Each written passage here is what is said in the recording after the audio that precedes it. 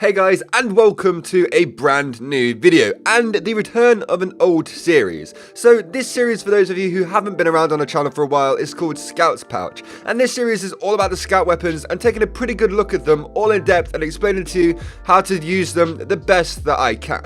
So today, as with all new series, we're starting from the beginning with the default primary weapon, the most iconic scout weapon in the game, the Scattergun. So one more quick thing before we actually start this. It's been a long time since I've done this series. Let me know in the comments what you think should be improved and if you think any details are missing and what should be in future videos. Leave them in the comments below, and while I'm on a roll right here, I just want to ask you guys that if you do go on to enjoy the video, to leave it a like. It really motivates me to make more of this stuff. You don't have to, obviously, but I'd really appreciate it. And with that, let's get right into the first weapon of the series, the Scattergun.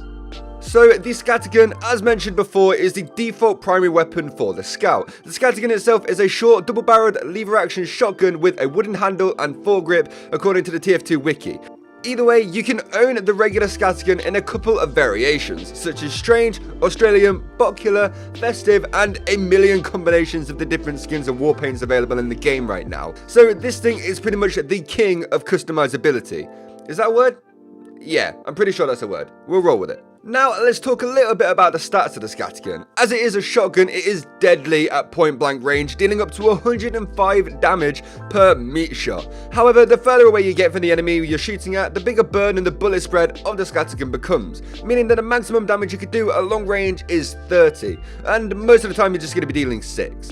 So most of the time you'll be doing a solid 3 to 6 damage, as I just said, which isn't great, but the Scattergun isn't used for these long range combats. It's actually just used for the closer range fights, just to deal some massive meat shot damage.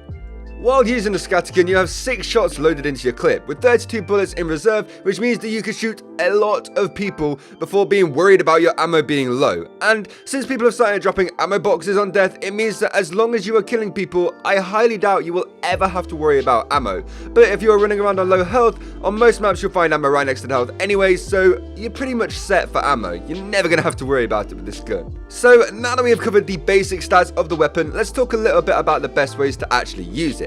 Now, we know that the Scattergun is best at close range, and I find it really effective if you are able to sneak up on an enemy before engaging, maybe chasing them around a corner or through a choke point until you're almost right behind them, and then opening fire, and you'll easily be able to get off 2 point blank meat shots before they even turn around. And for most classes, that'll be it. You've got the kill. Now, obviously, with some classes, that's not always possible. Sometimes the person will be a heavy that you're fighting, but you might still stand a chance of winning that fight unless they have a medic. Combos are not fun for the Scout, no matter what weapon you are currently using. Now, you won't always be able to sneak up behind people. Sometimes you'll have to face them head on. In that case, I'd recommend still trying to close the gap and take the fight much closer while using the Scout's movement ability to do so. You're arguably one of the most mobile classes in the game. Use that to your advantage. The Scattergun is a brilliant gun for the regular one-on-one fights you have with other classes in the game, and if you can manage to force your enemy into taking the one-on-one in close quarters while they are very close to you, as I mentioned before, is super important. The Scattergun is a beast that will end most engagements as fast as they started, and even when against a heavy, as long as you're jumping around and still getting those big meat shots off, you stand a pretty decent chance. Because the Scattergun is such a strong gun in TF2, there are a bunch of weapons that you can pair with it, and it would work really well. Now, to start with the melee weapons, they don't really count, I guess, as they don't have many defining differences to make a difference to a loadout, but the secondary changes everything. The Scattergun would work perfectly with any pistol within TF2. You could use the Winger for added mobility if you want to focus more on using the Scattergun to do your damage. You could use the pocket pistol or the default pistol as a way to close the gap if you've been caught a little bit further away from your enemy and want to pick off some damage before using the Scattergun and getting closer. And using the Mad Milk, you can drench your enemies and gain a load of health back by hitting them with a high damage Scattergun meat shot from close range. Like I said, pretty much anything will work and pair very well with the Scattergun. I mean, at least in my opinion. You guys might have other ways that you use this gun. Please let me know in the comments actually how you use the Scattergun, what you pair it with. I think that'd be quite interesting.